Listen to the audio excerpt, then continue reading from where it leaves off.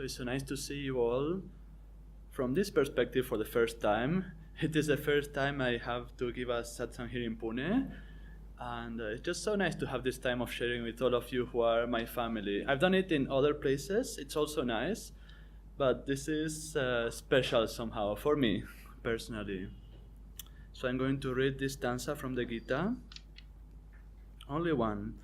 He who beholds me everywhere and who beholds everything in me never loses sight of me, nor do I lose sight of him. So that's it. Some of you, many of you were here last Sunday when we had we had the Easter satsang, and some of us were hiding little messages all around the room. And when I found mine, this was what I got. So I thought, how beautiful. I just had this satsang coming up, so I thought, perfect, I'll get this.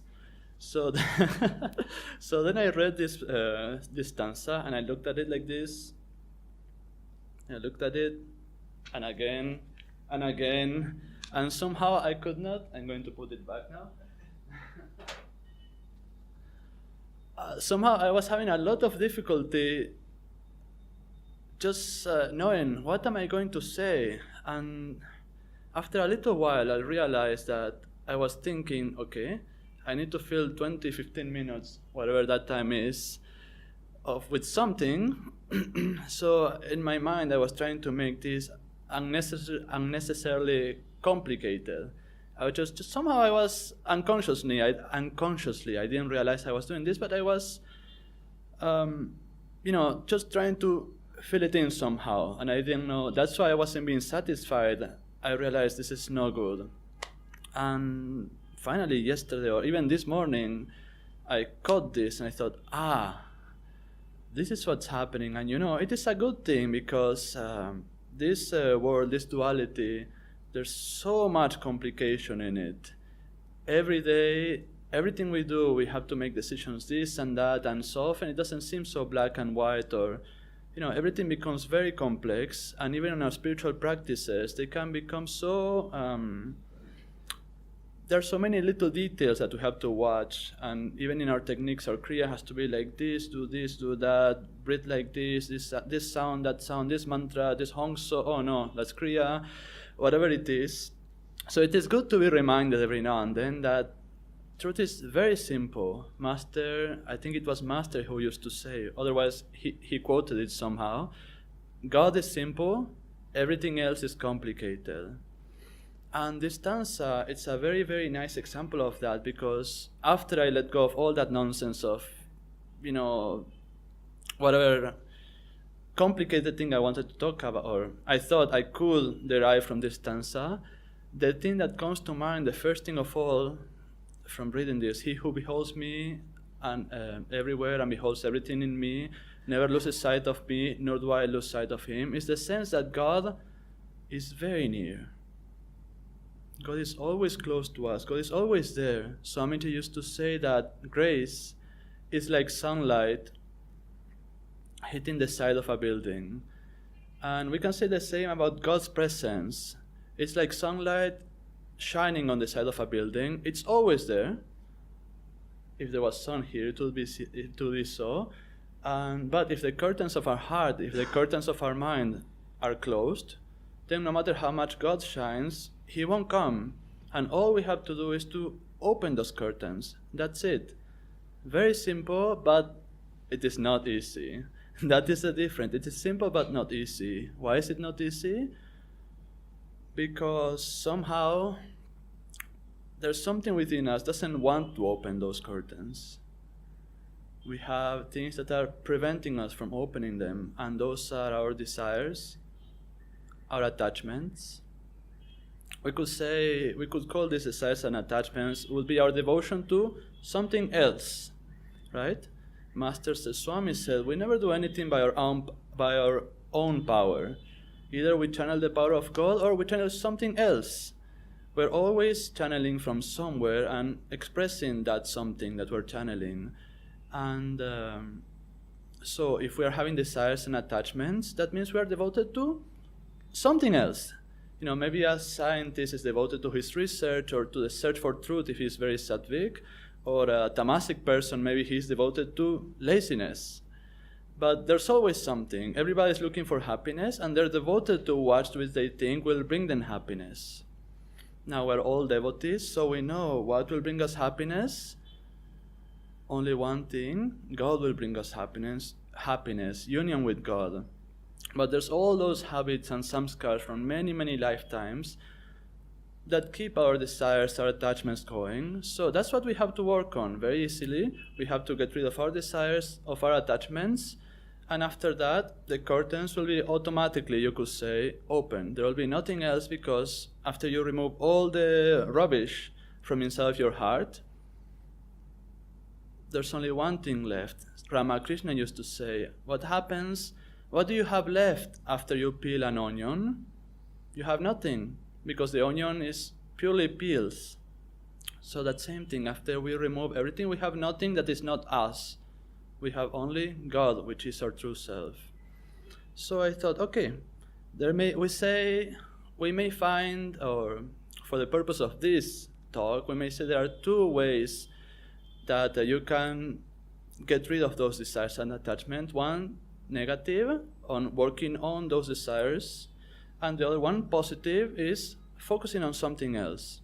So for the first one, how do you work on your desires and attachments? Well, obviously we know that we cannot do it one at a time. We can try, we all try, but we find that as soon as we do progress on one, something else is popping up. So we shift our attention to this, and then this is coming up again. It's like Swamiji, when he was, I'm sure, this happened to me also. I'm sure it has happened to many of you. He was working on developing humility, and what happened? One day he woke up to the ghastly realization that he had become proud of his humility. So this happens, no? As soon as we shift our energy somewhere, something else will pop up because our energy has withdrawn. So something that I have found is very cheat, you might say, very effective in getting those things to be less prominent in ourselves is just a practice of acceptance and contentment. It is said contentment was praised as a supreme virtue somewhere. In some scripture, master said it somewhere. I cannot quote exactly, but it was said it was a supreme virtue. And it's good. It's a good thing to practice. Now, all of these things, they require practice. They require our energy. Nobody slides down into superconsciousness. We can float up maybe, in the sense that it's nice and easy, but it does take energy. So the practice of contentment is something that we can do very, very easily, because every day we get all sorts of chances, all sorts of opportunities to go about it. Isn't that so? Whenever something happens that you don't like, that's your chance. Or it doesn't have to be that you don't like, that you don't expect, something that doesn't fit your expectations, something that is not what you thought it would be. There's always some little feeling that comes up, isn't it? So that's where you watch yourself. Now, one very nice thing to do in these cases is just remind yourself. Now, the blessing of very bad situations, they're a blessing in disguise, because then you can remember right away that this is an opportunity for me to practice. If we switch our situations from bad with this thought, it can be a very blissful thing. Sometimes, even God's presence, God's help, God's energy cannot come in because we're not open to it. I will tell an example that happened 5 years ago. I was at the village, Ananda village. And Jaya's not here, which is a pity, but anyway, I'll tell the story anyway. So I had left India. I had decided to follow Swami around the world, and Swamiji has said, I don't know if I'm coming to India. So I didn't know if I was coming to India. I emptied my bank account to buy a one-way ticket to Italy. Now, he stayed 2 months in Italy, and then he would go to the village. So I got, from some friends, I got a loan so that I could stay there in Italy and then go to the village. But now it was quite a conundrum. I had this loan, I had no money, I had to repay that, I had to somehow be able to stay at the village and go back. Now it was known that Swami was coming back to India. And my worst fear was that I would be stuck in the United States. I really didn't want to go there, to be there. All I wanted to be with Swami. If I had to be anywhere else, let it be India. So what happened, I went all around the village and I involved myself in everything. I worked for everybody, sometimes paid, sometimes volunteer. Basically, I put out a lot of energy so that I could involve myself and gather some money to pay back my loan and to travel to Seattle, everywhere Swami was going, and back to India. So I did this, but I wasn't staying at the retreat. I wasn't doing the Karma Yoga program because that would take my whole time, I thought. So I rented a place at the village, and I was paying for my food every day at the market, and I wasn't making much, just a little. So basically, as much as I spent, I would get back, and that's it. So it wasn't the best situation for repaying anything, but I kept at it. Now what happened was that somehow Jayaji got the idea from somebody, I don't know who said this, that I was there at the village and I was not staying at the Expanding Light, I was not doing Karma Yoga, so I was just there being a bum.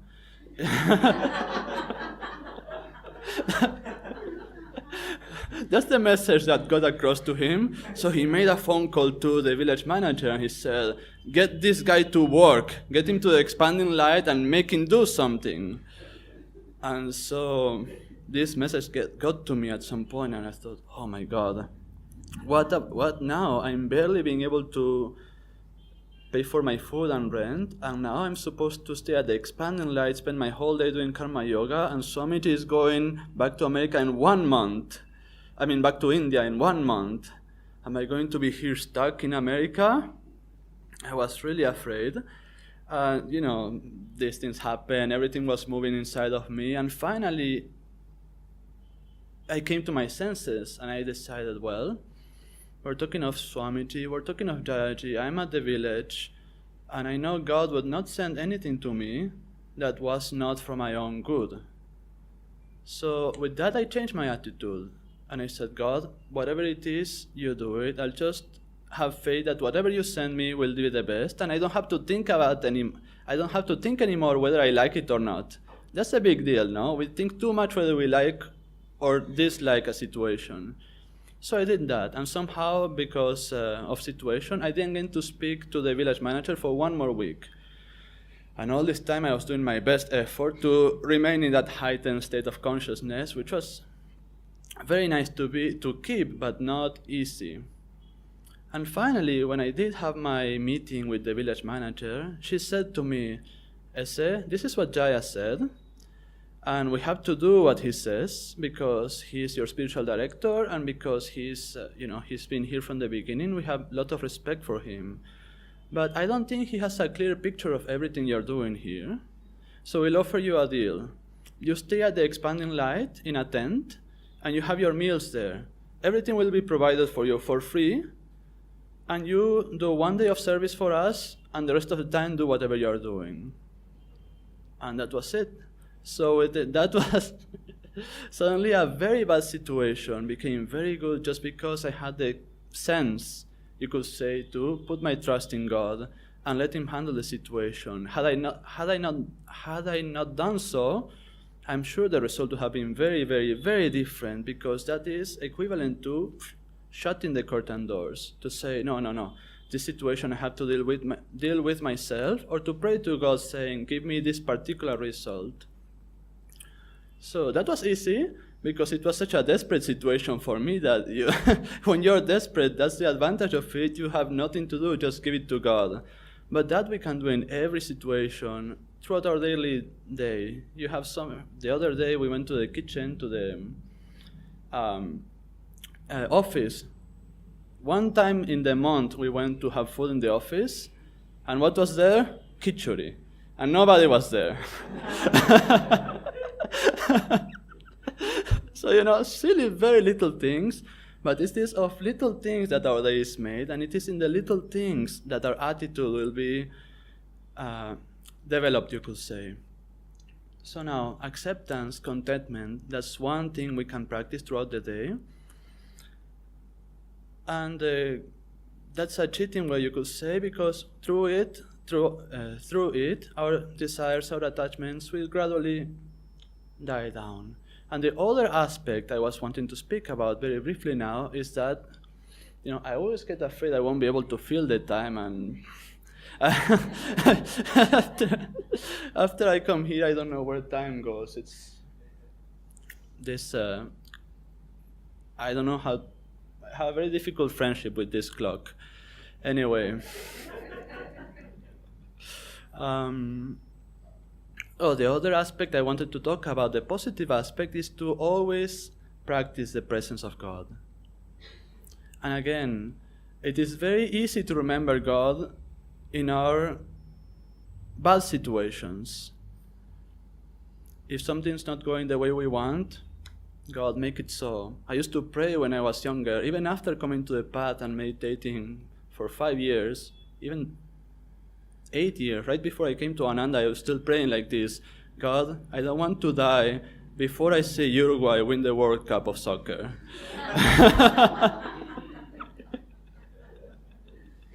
So, when the situation is desperate, we always pray. It is very good thing to do, but there's little merit on it. Now, it doesn't take a lot to realize, I'm in trouble, let me pray. Now, if we're a little more refined, that we all are here, when the situation is very good, we also think of God. We say thanks to Him, we're grateful to Him. So it comes back again to the little things during the day. Whether we can keep the presence of God going within us throughout the day, whether we can say thank you, God, when there's khichdi for lunch, whether we can say thank you, God, for nothing against the khichdi, it was very good. It was just not what we were expecting. Sorry, I don't want anybody to feel bad about this. It was just a good example to give. Where was I? Oh yeah, thank you, God. Actually, I had a very silly little thing happen the other day. I was in bed trying to finish a crossword puzzle, and it was getting late, and I wanted to get up the next morning for meditation. So it was getting a little desperate again. So I didn't pray for it. Now I don't pray for these things anymore. It's very silly. But somehow I remembered to think of Master. And as soon as I thought of Master, I found the next clue. Great.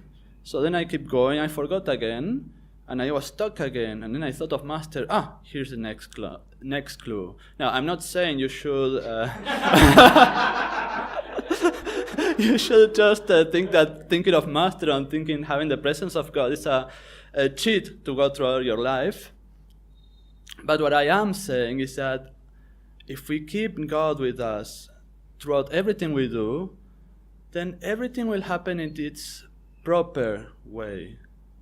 It may be that things become much easier, it may be that things become much harder, but in that harder situation, we will learn a lot and we'll have a lot to be grateful for.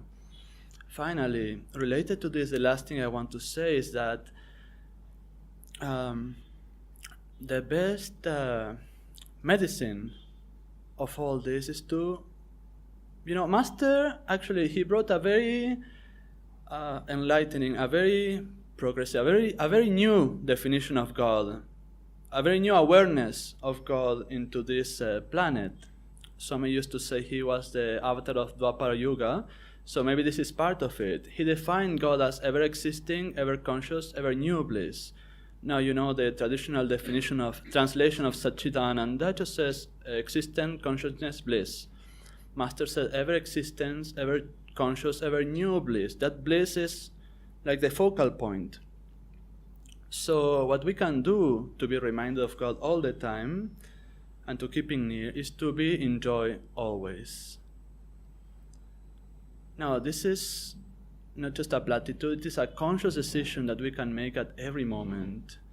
Again, the trick is be joyful first, be happy first, and then look at the world around you. If a situation comes, now, we energize. Why do we energize? Because we need to learn to feel the energy within us, control it, see what it does, observe what it does. You realize there's a situation you don't like, something happens here. There's not a thought yet, there's nothing. It's just like an idea, it comes, and whether we like it or not, it shoots up to the brain and some thoughts generate. It can be complaining thoughts or it can be any sorts of thoughts.